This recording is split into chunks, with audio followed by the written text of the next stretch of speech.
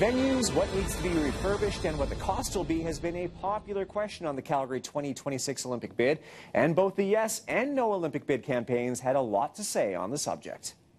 What's important for folks at home to realize is that Calgary taxpayers don't actually pay for a number of these facilities. Over 30 years, 95% of the costs for our Olympic venues are borne by the federal government and by the provincial government. This is where you work on venues that the IOC tells you need and not what Calgary needs. We're hearing over and over again, Calgary just wants that new NHL arena and be able to have Beyonce come to Calgary and not to Edmonton. And for some people they say that is my vision. That's what I want in Calgary. C-train to the airport is a big gap, and I get why that's not in the bid. It's trying to be a moderate bid, but again, that's a bid that serves IOC. It doesn't serve what Calgarians say they want. Canada's Olympic athletes all train here, somehow because the IOC is making them do so, I think is a little bit laughable. We are a winter sports city and powerhouse building on that legacy of 1988. I actually had someone go in the archives and see how many World Cups and World Championships have we hosted since 1988. The answer is over 220.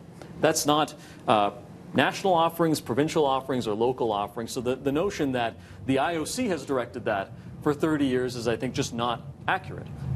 This is a part of the fabric of our city. It is something that I think young people of all corners of the city can aspire to.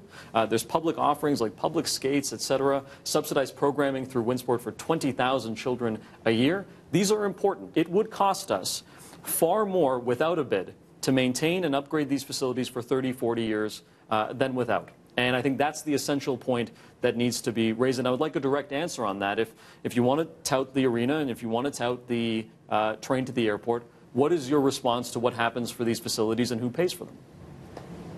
What I would challenge is something you said earlier.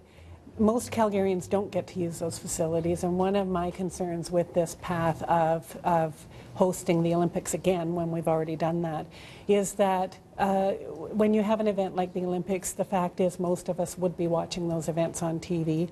My day job is running an agency that serves families with disabilities, all of whom live on AISH, or most of them, and none of them are accessing any of those venues because they can't afford them. So it is not true that those venues are accessible to everybody, and I would rather choose an investment path that serves more Calgarians, like our brand new wonderful library.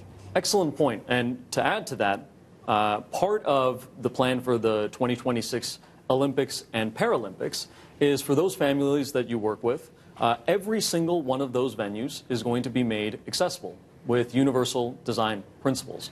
I don't think that it's accurate to say that those facilities are not accessible for those communities. And I think that we are renewing those venues specifically to address that need, to make sure that they're more inclusive, not just for folks with disabilities, but for seniors who we know are experiencing social isolation that could get out in the house. And the idea that these are for elites and the fact that people won't be able to afford that. Calgary sets the ticket prices for these events. Over 70% of them are going to be under $142. Over 30% of them are going to be under $42 for tickets. That's cheaper than the average Flames game. So the fact that this is going to be an inclusive games that I think appeals to a broad swath of people is something that's going to be unique to Calgary. It's set on our terms from our community, I think, to serve as many people as possible. Hundreds of thousands of Calgarians will not benefit from hosting the Olympics. It's just a fact. Accessibility is not a matter of physical accessibility, it's also cost. So when you have even $20 entry fees or tickets, the families we support can't afford that. So you have to acknowledge that most Calgarians are not the ones that benefit from the Olympics. It truly is an elite event in sport. It doesn't mean that makes it bad. It just means you have to be honest about who it supports. But the economic benefit would actually extend to the entire city, which is why the Chamber of Commerce, the Canada West Foundation, the Ernst & Young report that was released in Council, Calgary Economic Development. So for people that are out of work that can't afford to do that and are taking up more stress and anxiety in the home, frankly, every single economic agency in this entire city has said this is going to put people back to work. And I haven't heard what your plan is to be able to address those needs, to address the needs of those families, and to actually build out a credible path forward where we build out a better city, other than problematizing every single one of the points that I think other folks have raised. Not even myself. Don't take my word for it. Take theirs.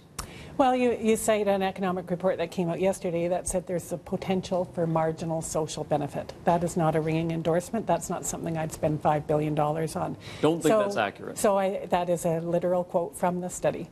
Happiness goes up. They've said national pride and civic pride, inclusiveness goes up, and they said there's an actual economic, that was the clear benefit there. For the full debate, you can go to our Facebook page or online to our Olympic page at 660citynews.com. Just ahead, the cost and economics of the Games and what our debaters had to say.